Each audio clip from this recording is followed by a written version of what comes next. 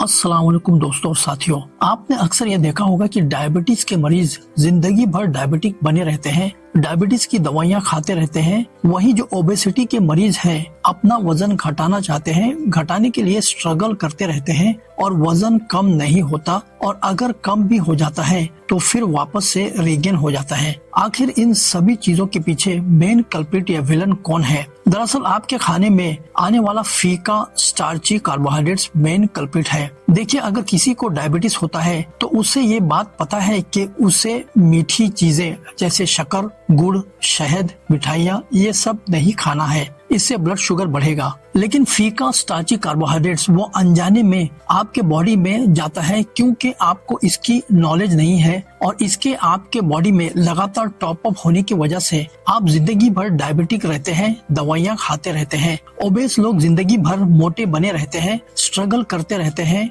और अपना वजन कम करने के लिए। कुछ जो लोग खुशनसीब होते हैं, यानी उनकी बॉडी अच्छे से रिस्पॉन्स करती है, जिम में जाकर पसीना बहा लेते हैं, कुछ वजन कम कर लेते हैं, कुछ वक्त के बाद फिर बाउंस बैक हो जाता है। तो आखिर इसके पीछे फीका स्टार्ची कार्बोहाइड्रेट कैसे काम करता है? दरअसल हमें ये समझना होगा कि हमारे खाने में ये फीका स्टार्ची कार्बोहाइड्रेट्स आ कहां से रहा है। हम इंडो पाक की डाइट में जो स्टेपल डाइट है वो है रोटी या चावल, और ये दोनों ही अनाजों से आते हैं। अनाजों में आपको जान के ताज्जुब होगा कि उसके अंदर 55% से 80% तक फीका स्टार्ची कार्बोहाइड्रेट्स है, जो हमारे पेट में जाने के बाद डाइजेशन से ग्लूकोज बनाता है और ब्लड शुगर को स्पाइक या बढ़ाता है। जब ब्लड शुगर तेजी से बढ़ेगा तो आपको डायबिटीज की दवाइयाँ खाने पड़ेगी और आप जिंदगी भर डायबिटिक रहेंगे। वहीं अगर आपके बॉडी में ग्लूकोज का लेवल हाई है, जब तक आपके ब्लड में ग्लूकोज का लेवल जरूरत से ज्यादा मौजूद है, तब तक बॉडी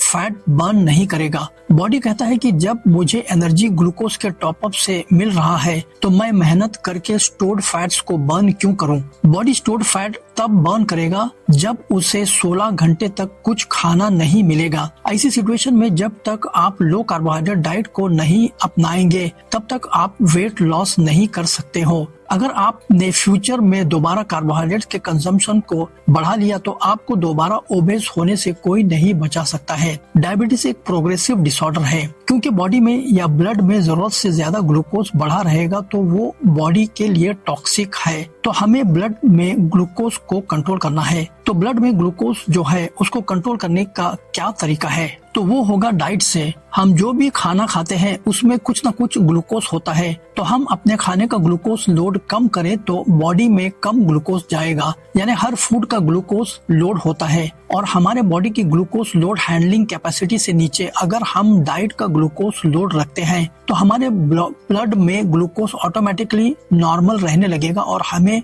दवाइयाँ की जरूरत नहीं पड़ेगी। तो डाइट का पहला गोल्डन रूल 12 से 16 घंटे की फास्टिंग विंडो और 8 घंटे की ईटिंग विंडो, यानी सुबह 8 बजे से शाम 4 बजे तक ईटिंग विंडो। हमें एपिसोड ऑफ ईटिंग विंडो बनाना है। सुबह 8 बजे, दोपहर 12 बजे और शाम 4 बजे। यानी सुबह 8 बजे खाने के बाद 12 बजे तक बीच में कोई स्नैकिंग नहीं करना, और 12 बजे से के बाद शाम 4 बजे तक कोई स्नैकिंग नहीं करना, और शाम 4 बजे से दूसरे दिन सुबह तक फास्टिंग करना। फास्टिंग के दौरान ग्रीन टी पी सकते हैं बगैर शक्कर के। दूसरा रूल के 3 में से एक एपिसोड ऑफ ईटिंग विंडो में अनकुक्ड खाना खाना चाहिए, जैसे सलाद, वेजिटेबल या काले चने उबले हुए। मल्टीग्रेन आटा मुख्तलिफ अनाजों और दालों का मिश्रण होता है। ये सोचना ठीक है कि ज्यादा तरह के अनाज खाना फायदेमंद होता है, लेकिन असल में हकीकत थोड़ी मुख्तलिफ हो सकती है। मसला यहाँ है कि इसे प्रोसेस किया जाता है। शेल्फ लाइफ और टेक्सचर बेहतर करने के लिए मैन्युफैक्चरर्स अक्सर अनाज को रिफाइन करते हैं, जिससे न्यूट्रिएंट रिच ब्रान और जर्म हटा दिया जाता है।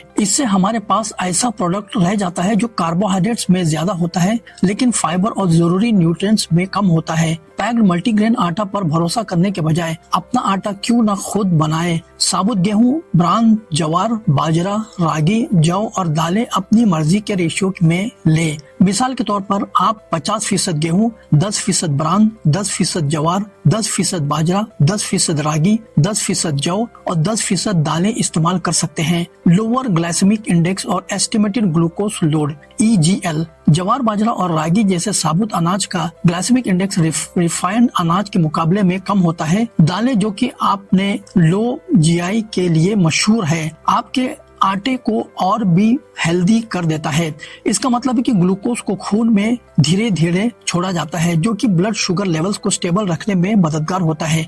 यहाँ कई लोग कंफ्यूज हो जाते हैं, उन्हें लगता है कि जल्दी डाइजेस्ट होना यानी गुड, जबकि जल्दी हजम होना यानी खाना बहुत तेजी से ग्लूकोज में कन्वर्ट हो जाता है, जिसकी वजह से ब्लड शुगर लेवल तेजी से स्पाइक होता है या बढ़ जाता है। तो जितना धीरे धीरे आराम से हजम होगा उतना ही बेहतर है। फाइबर हाजमे में मदद करता है, ब्लड शुगर लेवल्स को कंट्रोल में रखता है और पेट भरा भरा देने का एहसास देता है, जो कि वेट मैनेजमेंट में मदद कर सकता है। तो हमारा लंच या डिनर क्या हो सकता है? 2 रोटी के साथ आपने सब्जी ले लिया, सलाद, इसके साथ आपको अचार खाना है या आपको थोड़ा सा दही या रायता लेना है, वो आपकी चॉइस। प्रोटीन में बॉइल्ड एग्स। तो इस तरह से बड़े सिंपल तरीके से अपना होममेड मल्टीग्रेन आटा को यूज करके आप डाइट का पैटर्न बना सकते हो।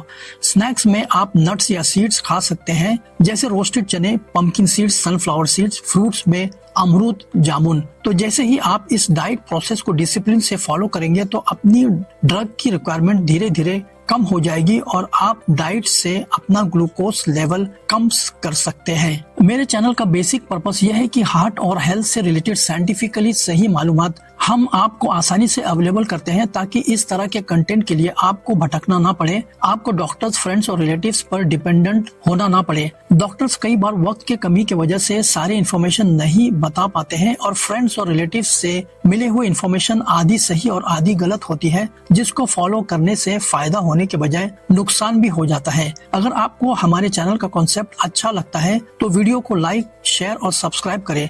इस चैनल का इंग्लिश वर्जन भी है, आप चाहे तो विजिट कर सकते हैं। अल्लाह हाफिज।